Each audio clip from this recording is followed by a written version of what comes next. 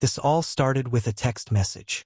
Not a dramatic one, not even something suspicious.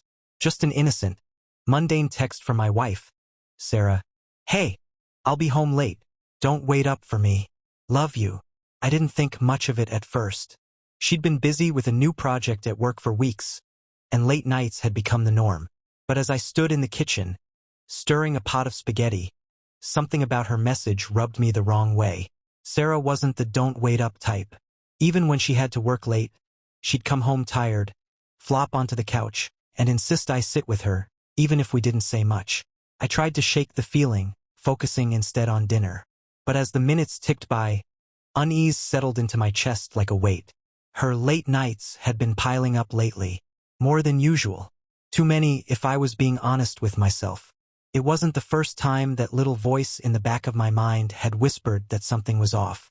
Last weekend we were supposed to go for a drive, our usual Sunday ritual, but she canceled at the last minute, claiming she had a migraine. I offered to stay home and take care of her, but she insisted I go on my own. When I came back, she was out, her phone left behind, her car gone. She said she went for fresh air because the migraine had cleared. I didn't push. Why didn't I push? Tonight, though, felt different. After dinner, I wandered into the garage to grab a beer from the mini-fridge. Her car was parked just slightly crooked, like she'd rushed home earlier before heading back out. I reached for the fridge door but stopped, noticing her passenger seat. Something was poking out from beneath it, a small flash of silver under the dim garage light. I bent down, fishing under the seat, and my fingers brushed against a smooth, cold wrapper. When I pulled it out, my brain refused to process what I was holding. Condom. We don't use condoms. My hands were shaking as I stared at it. For a split second, I thought maybe it was old, maybe it had been there for years, left behind during some forgotten errand. But I knew better. Her car is pristine. She's meticulous about keeping it spotless. I don't remember climbing the stairs to our bedroom. I don't remember opening her closet or digging through her things. I do remember what I found, though. A receipt, dated 3 weeks ago, for a high-end steakhouse we hadn't visited in over a year. 2 entrees, 2 drinks, 2 desserts. My stomach twisted as the pieces started falling into place. Late nights, last-minute excuses, that damned condom. My Sarah wasn't home late because of work. She was home late because she was with someone else.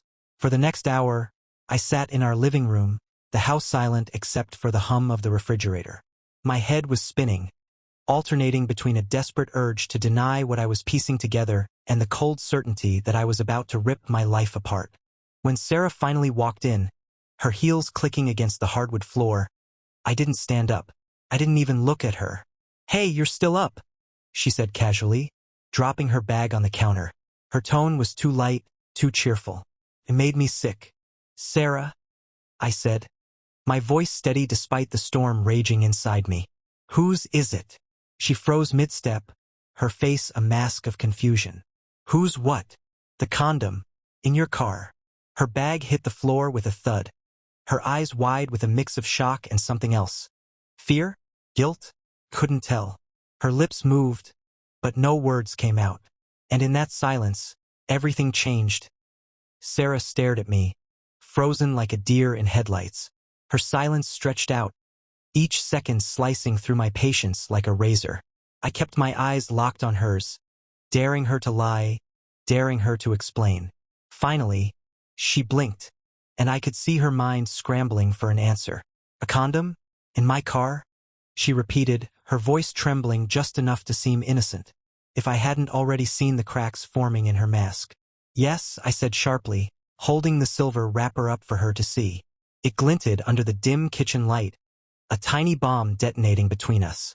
Her face hardened for a moment, then softened into something resembling confusion. She shook her head, letting out a nervous laugh that grated against my nerves. "Jake, I don't know how that got there.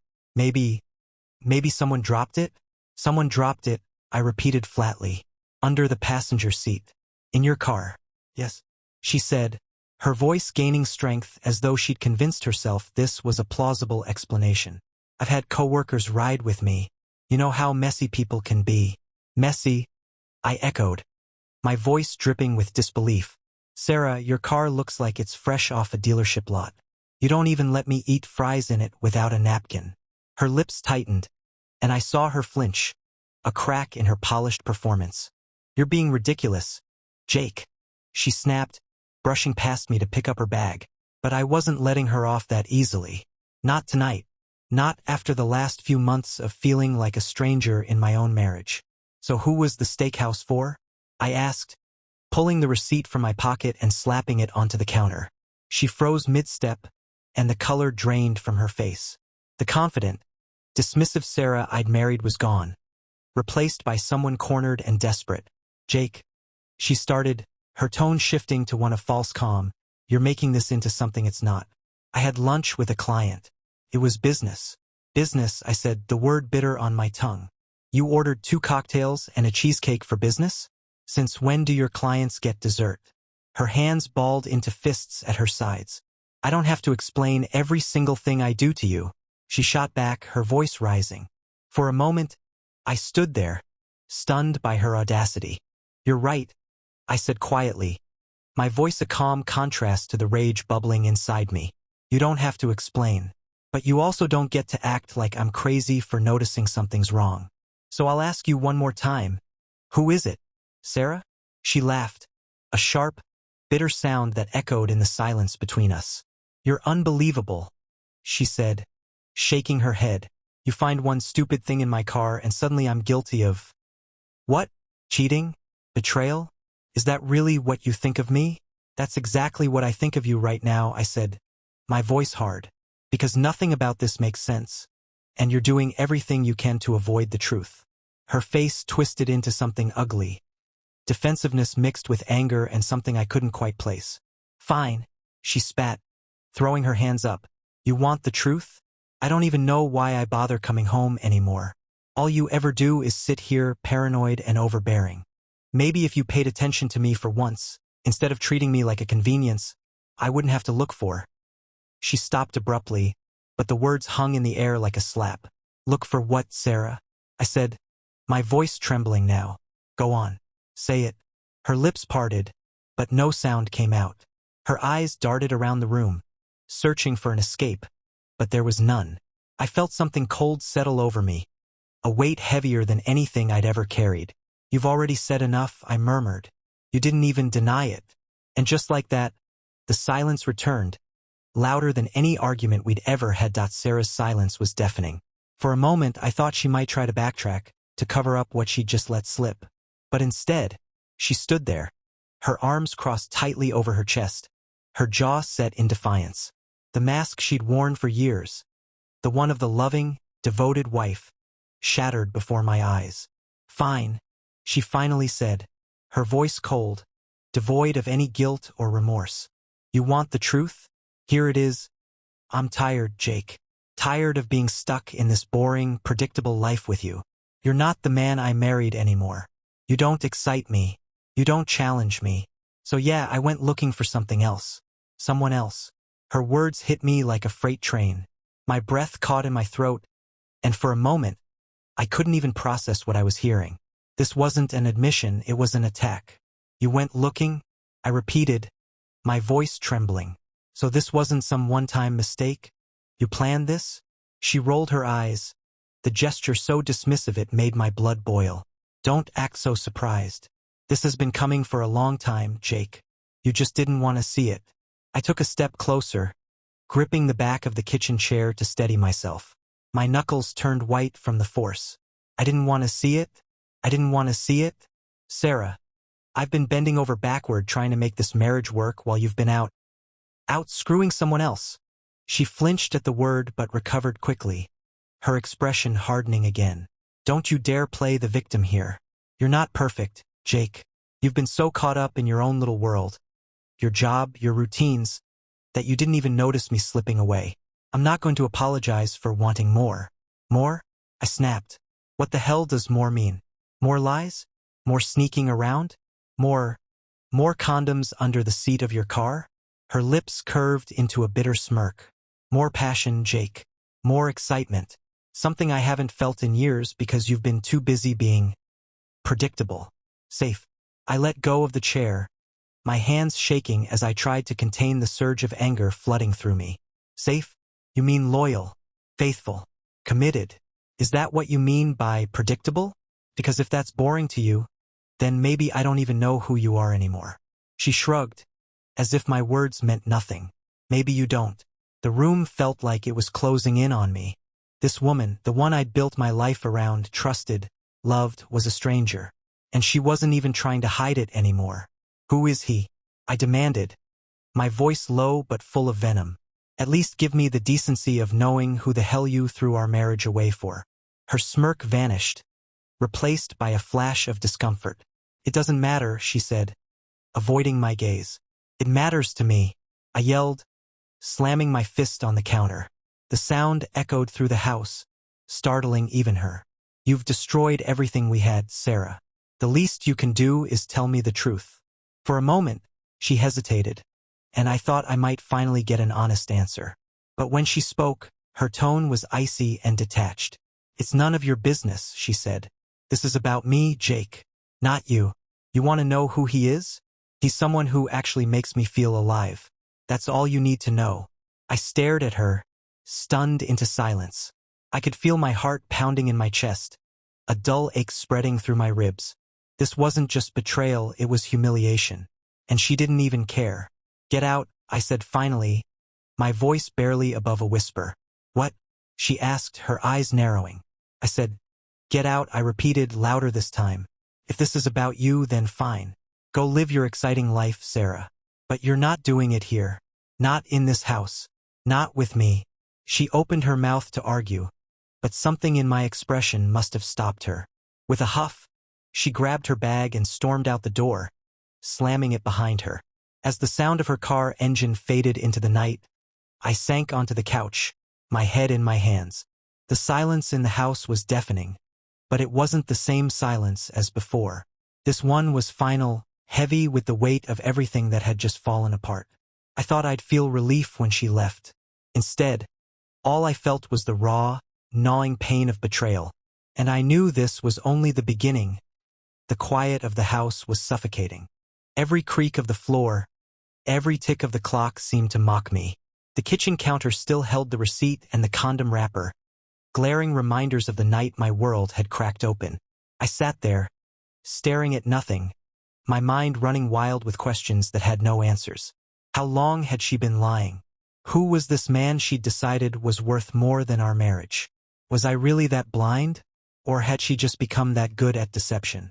After what felt like hours, I forced myself to move. I needed air, needed to escape the walls that now felt like a prison. Grabbing my jacket, I headed outside, the cold night air biting against my skin. I walked aimlessly through our neighborhood, each step feeling heavier than the last. Memories of Sarah kept flashing in my mind. Our first date at a cheap taco joint, the way she'd laugh so hard she'd snort, the vows we exchanged on our wedding day. How had that woman become this stranger who could look me in the eye and justify tearing us apart? By the time I got back home, the anger had started to take over. The pain was still there, but now it had a companion. A searing, righteous fury that refused to be ignored. She wanted to throw away everything we'd built? Fine. But I wasn't going to sit back and let her walk all over me in the process. I grabbed her laptop from the desk in our office. It was risky. Sarah was obsessive about her passwords, but I knew her better than she thought. After 3 tries, I was in. Her email was a mess of work updates and subscription spam, but I wasn't looking for that. I typed the name of the restaurant from the receipt into the search bar. Bingo! An email confirmation popped up for a reservation, made under her personal email. For 2, on a Saturday night when she told me she was working late. My chest tightened as I scrolled further. There was a string of similar reservations over the past 3 months. High-end restaurants, boutique hotels. All the places she used to beg me to take her to when we were first dating, but now reserved for someone else. I stared at the screen, my hands shaking with rage. The timestamps matched every excuse she'd given me in the past few months. All the late nights, all the migraines, all the sudden plans with friends. I wasn't done. The next logical step was her messages. She kept her phone locked tighter than a vault, but her laptop had a synced messaging app she clearly didn't think to hide. And there it was, a thread with someone named Brandon. My heart sank as I clicked on it. The messages were casual at first, flirty, but not incriminating. But as I scrolled back, the tone shifted. Words that once made my stomach flutter now made me feel sick. I can't wait to see you again. Jake doesn't even notice when I'm gone anymore. Last night was perfect. Can't stop thinking about you. I clenched my jaw so hard it hurt, my breath coming in short, shallow bursts. My chest felt tight, like my ribs were trying to cage in the rage that threatened to consume me. One message stood out, dated just a few days ago. Are you sure he doesn't suspect anything? I don't want to be the reason your life gets messy. Her reply, Jake's clueless. Even if he found out, he'd never have the guts to do anything about it. The screen blurred as my vision swam with tears. Tears of anger, frustration, and betrayal. She didn't just cheat. She mocked me, belittled me, treated me like I was nothing more than a placeholder in her life. I slammed the laptop shut and sat there in the dark, my fists clenched. This wasn't just infidelity. This was war. I didn't know exactly what my next step would be, but one thing was clear. I wasn't going to let her walk away from this unscathed. If she thought I'd sit back and take it, she was about to find out just how wrong she was. By morning, the anger had crystallized into a cold, deliberate determination. The heartbreak hadn't vanished. It sat there, simmering beneath the surface, but now it had purpose. Sarah had chosen to destroy our marriage, and if she thought she could just waltz through this unscathed, she had another thing coming. First, I made a call to a divorce attorney. My hands trembled as I explained the situation, but I kept my voice steady. The attorney, a no-nonsense woman named Elaine, listened carefully before laying out my options. Her tone was firm but not unsympathetic. Jake, the first thing you need to do is gather evidence. Texts, emails, anything that shows infidelity. The more proof you have, the better position you'll be in to protect yourself, especially if there are shared assets or accounts involved. I glanced at Sarah's laptop, still sitting on the desk. I've already got some, I admitted. Good, Elaine said. But don't confront her yet. Let her think she's in control. The element of surprise is your greatest weapon right now. It was a brutal thing to hear, but she was right. Sarah had been playing me for months, keeping secrets and telling lies. If I wanted to come out of this with my dignity intact, I had to be smarter than her. After the call, I spent the next few hours digging through everything: bank statements, credit card charges, phone records. It was worse than I'd imagined. Romantic weekend getaways charged to our joint account. Expensive gifts from high-end boutiques I'd never seen her wear. The paper trail was damning, and each discovery felt like another nail in the coffin of the life I thought we had. Around noon, Sarah walked through the front door like nothing had happened. She was dressed casually, her hair pulled back in a ponytail, holding a bag of groceries. "Hey," she said, breezing past me into the kitchen. I watched her move around the room, my stomach churning at how normal she looked. How could someone who had betrayed me so thoroughly still act like everything was fine? "Did you sleep okay?" she asked, her voice light, as if she hadn't torn my heart out less than 12 hours ago. Like a baby, I lied. She smiled at me, actually smiled, and I had to fight the urge to scream. "Good," she said, unpacking the groceries. "I thought we could have a nice dinner tonight. You know, something relaxed." The audacity of her words nearly made me laugh. A nice dinner? After what she'd admitted? After the lies, the texts, the hotel stays? She was still pretending. I nodded, playing along. "Sounds good." She didn't seem to notice the edge in my voice, too busy arranging vegetables in the fridge. As I watched her, a plan began to take shape in my mind. If she wanted to keep pretending, fine. I could play this game too for now. The rest of the day passed in a tense blur. I could feel the weight of my decision pressing on me, but every time doubt crept in, I'd remember the messages, the lies, the way she dismissed me like I was nothing. This wasn't just about revenge. It was about reclaiming the life she'd stolen from me. That evening, as she set the table and poured 2 glasses of wine, I made my move. "Sarah," I said, keeping my tone casual as I slid my phone across the table toward her. She looked up, her brows knitting together in confusion. "What's this?" "Just thought you'd want to see some of the photos I found," I said. Her face paled as she picked up the phone. On the screen was a screenshot of her messages with Brandon. The ones where she'd mocked me, called me clueless, and bragged about her secret life. Her hand trembled as she put the phone down, but I wasn't finished. I leaned forward, meeting her wide-eyed gaze with a calmness I didn't truly feel. "I've already spoken to an attorney," I said, "and I've got everything I need, texts, receipts, emails. So don't even think about lying to me again. This dinner? It's your last meal in this house." Her mouth opened and closed like a fish gasping for air. "Jake, wait, no," I interrupted, my voice hard. "You don't get to talk your way out of this. You made your choices, Sarah. Now you get to live with them." For the first time, I saw panic flicker in her eyes. She wasn't in control anymore, and she knew it. And for the first time in months, I felt like I could finally breathe. Sarah sat frozen, her wine glass untouched, her face pale as a ghost. For a moment, I thought she might cry, might finally show some shred of regret for what she'd done. Instead, she clenched her jaw and let out a bitter laugh, the sound cold and sharp. "So, this is your big move, huh?" she said, pushing the phone back across the table. "Gathering evidence like some wannabe detective? What are you going to do, Jake? Humiliate me? Drag my name through the mud?" I leaned back in my chair, my expression calm but unrelenting. "I don't need to drag your name through anything, Sarah. You've already done that yourself. I'm just making sure you don't get to walk away from this unscathed." Her eyes narrowed, the defiance flickering back. "You think you're so righteous, don't you? Acting like this is all my fault. Like you didn't contribute to any of this." I almost laughed at the absurdity of her words. "Contribute? Sarah, I gave you everything I had. I trusted you, supported you, loved you, and you threw it all away for some thrill. Don't stand there and try to make this about me. You didn't give me everything." She shot back, her voice rising. "You gave me routine. You gave me predictability. I needed more, Jake. I needed to feel alive, and you couldn't give me that." Her words were like gasoline on a fire, igniting the anger I tried to keep under control. "So your solution was to crawl into someone else's bed? To lie to my face for months and expect me to just roll over and take it? Don't act like you're some perfect victim." She spat, her voice venomous. "You were so busy with your job, your hobbies, your boring life. You didn't even notice me slipping away. Admit it, Jake. You stopped caring about me a long time ago." I stood up, the chair scraping loudly against the floor.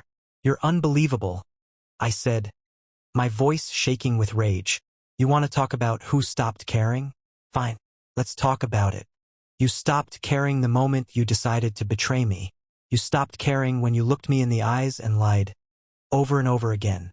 You stopped caring the second you decided I wasn't enough for you." She flinched, but her stubbornness didn't waver. "Maybe I did," she said quietly, her voice dripping with venom. "But at least I had the guts to admit it. Can you say the same, Jake? Or are you just going to keep pretending you were the perfect husband?" I stared at her, my chest heaving, my hands clenched into fists at my sides. For a brief moment, I considered fighting back, lashing out with every ounce of anger and hurt inside me. But then I realized something. I didn't need to fight her. I didn't need to prove anything to her. She wasn't worth it. "Pack your things," I said coldly, turning away from her. "You can stay at a hotel or with Brandon or whoever the hell you want. But you're not staying here. Not tonight. Not ever again." She stood there, stunned, as if she couldn't believe I was actually going through with it. But I didn't wait for her response. I walked out of the room, leaving her alone with the mess she'd made. Upstairs, I locked the bedroom door behind me, my heart pounding in my chest. For the first time since this nightmare began, I felt a strange sense of clarity. I was still hurt, still furious, still reeling from everything that had happened. But beneath it all, there was a flicker of something else. Strength. This wasn't the end of my life. It was the end of hers in it. I heard her downstairs, slamming cupboards and muttering curses under her breath as she packed her things. Good. Let her rage. Let her feel the consequences of her actions. When the front door finally slammed shut, I let out a shaky breath and sank onto the bed. The house was silent again, but this time, it felt different. It wasn't suffocating. It was peaceful. Sarah was gone, and I was free. The next morning, the house felt eerily quiet. No sound of Sarah's shower running. No clinking of her coffee cup as she prepared her overly sweet lattes. For the first time in years, I woke up to a house that was entirely mine. It should have felt liberating, but instead, it felt heavy, like I was standing in the ruins of something I'd once treasured. Her absence was loud. The empty side of the bed, the closet with her hangers still swinging slightly from the rushed packing, the faint scent of her perfume lingering in the hallway. I hated it. I hated how much of her was still here, even when she was gone. By mid-morning, I realized I couldn't stay buried in the silence. I needed to do something, anything, to push forward. I started with the basics, calling my attorney, Elaine, to update her on the situation. "She's out of the house," I said, pacing the living room. "What's next?" Elaine's voice was calm, methodical. "That's a good first step, Jake. The next is documentation. You mentioned you've gathered evidence. Keep that secure. We'll start filing the divorce papers immediately." "Has she contacted you since she left?" "No," I said, glancing at my phone. I wasn't sure whether her silence was a relief or an insult. "Good," Elaine said firmly. "If she does, keep it brief. No arguments, no emotional outbursts. Everything should go through your attorney from here on out. This is about protecting yourself now." The conversation was grounding, a reminder that I wasn't navigating this alone. After hanging up, I turned my attention to the house. Everywhere I looked, there were remnants of her. Photos on the walls, her favorite throw blanket draped over the couch, the stack of books she'd always meant to read but never did. I started packing it all up. Her photos went into a box, the blanket into a bag. Every trace of her, every reminder of the life we'd built together, was stripped away piece by piece. It wasn't about erasing her. It was about reclaiming my space, my life. About halfway through, my phone buzzed. It was a message from Sarah. "Sarah, we need to talk." I stared at the screen, my jaw tightening. Part of me wanted to ignore it, to shut her out completely. But another part of me, the part that still needed closure, knew I couldn't avoid this forever. I typed back a curt reply, "We'll talk. One time, but not here." An hour later, we met at a small cafe on the edge of town. It was a neutral space, public enough to keep things civil, though the tension between us was anything but. Sarah arrived late, wearing sunglasses that did little to hide her unease. She sat down across from me, fidgeting with the edge of her scarf. "Thank you for meeting me," she said, her voice softer than I'd expected. "What do you want, Sarah?" I asked, skipping the pleasantries. She flinched at my tone but pressed on. "I think we've both said things in the heat of the moment," she began, her words careful, calculated. I don't want this to get uglier than it already has." I raised an eyebrow, leaning back in my chair. "Uglier? Sarah, you made this ugly the second you decided to lie, cheat, and throw our marriage away. Don't come here acting like this is some mutual misunderstanding." Her cheeks flushed, and for a moment, I thought I saw guilt flicker in her eyes. But it was gone as quickly as it came. "You weren't perfect either, Jake," she said, her voice sharp. "Maybe I made mistakes, but you—" "Stop," I interrupted, holding up a hand. "I'm not here to rehash what went wrong. I'm here to finalize it. I've already filed for divorce. Elaine will contact you with the details." Her mouth opened, then closed again, her expression faltering. "Just like that?" she asked, her voice barely above a whisper. "Just like that," I said firmly. "You made your choice, Sarah, and I'm making mine." For the first time, she looked truly shaken. "I didn't want it to end like this," she murmured. I let out a bitter laugh. "Then maybe you should have thought about that before you decided I wasn't enough for you." She didn't respond, her gaze dropping to the table. The silence between us was heavy, filled with words neither of us could say. Finally, she stood, adjusting her scarf with trembling hands. "I guess there's nothing left to say," she said quietly. "No," I said, meeting her eyes one last time. "There isn't." She hesitated for a moment, as if she wanted to say something more. But then she turned and walked away, leaving me alone at the table. I watched her go, the finality of it sinking in. This was it, the end of a chapter I'd never expected to close. It hurt like hell, but as I walked out of the cafe and into the crisp afternoon air, I felt something I hadn't felt in weeks. Relief. The days that followed were a whirlwind of emotions. Relief, sadness, anger, hope. Each one came in waves, crashing over me when I least expected it. But through it all, one thing became clear. This was the beginning of a new chapter, one I hadn't planned for but was ready to face. I threw myself into reclaiming my life. The house was the first step. Sarah's lingering presence had to go. I painted the walls, rearranged the furniture, and swapped out the decor. What started as a distraction became something more, a tangible representation of my determination to move forward. One night, as I sifted through a box of old photos, I stumbled across a picture of Sarah and me on our honeymoon. We were smiling, carefree, standing on a beach with the sun setting behind us. I stared at it for a long time before tucking it into an envelope and sealing it away. I wasn't ready to throw it out, but I also wasn't ready to keep it on display. Work became my sanctuary. My coworkers, who had no idea what I was going through, treated me the same as they always had, and that normalcy was a relief. I started taking on extra projects, staying late to fill the hours that used to be spent waiting for Sarah to come home. One Friday evening, a friend of mine, Mark, called. He'd heard through mutual acquaintances that Sarah and I were splitting up, though I spared him the sordid details. "Let's get a drink," he said. "You need to get out of that house and remember what it's like to have a life." I hesitated but agreed. Sitting at home, replaying the past in my head, wasn't doing me any favors. The bar was packed, a sea of faces and laughter that felt almost foreign after the isolation of the past few weeks. Mark was his usual self, cracking jokes, talking too loudly, and nudging me to lighten up. It was exactly what I needed. At one point, a woman approached our table. She was confident, her smile warm but not intrusive. "Mind if I sit here?" she asked, gesturing to the empty stool beside me. "Go ahead," I said, surprised at how easily the words came. Her name was Emma. We talked for hours, the conversation flowing effortlessly. She wasn't prying, didn't ask about my past. She just listened. It was refreshing, like taking a breath of clean air after being underwater for too long. When the night ended, we exchanged numbers. I wasn't sure what it would lead to, but for the first time in a long time, I felt something I thought I'd lost: excitement. Back at home, the quiet no longer felt oppressive. I realized I was starting to see the silence not as a void but as an opportunity, a blank canvas to fill however I wanted. The divorce was finalized a month later. Sarah didn't fight me on the terms. She'd moved in with Brandon, or so I'd heard, though I didn't care enough to confirm. By the time the paperwork arrived in the mail, I barely felt anything. Looking back now, I see everything more clearly.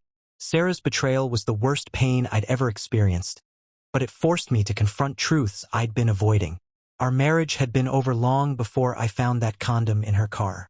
I just hadn't been willing to admit it. If there's one piece of advice I'd give to anyone reading this, it's this: trust your gut.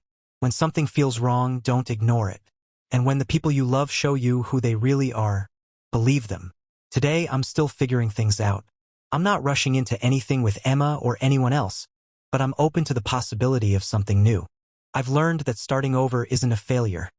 It's a chance to rebuild, stronger than before. The man I was a few months ago wouldn't have believed it, but I'll say it now with certainty. Life goes on, and so do I.